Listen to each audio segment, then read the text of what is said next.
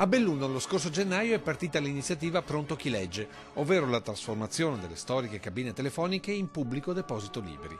Un'idea decisamente contagiosa, visto che il virus benefico della lettura è sceso lungo la Valla Pisina fino a Porta Cadore di Serravalle, dove da mesi è a disposizione dei cittadini in questa singolare libreria.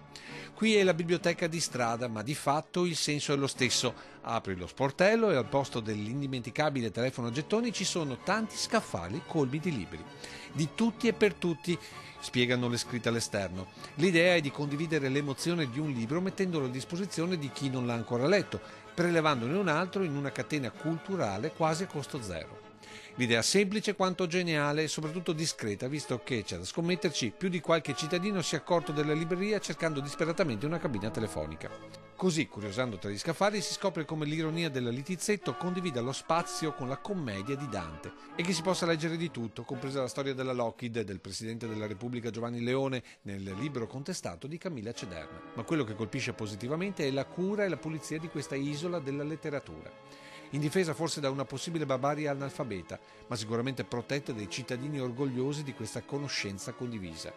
E c'è da sperare che questo sia l'ennesimo sintomo di un virus da cui farsi e far contagiare, soprattutto le generazioni digitali, perché solo chi legge dai libri sa quanto piacere si provi nel condividere fisicamente la conoscenza.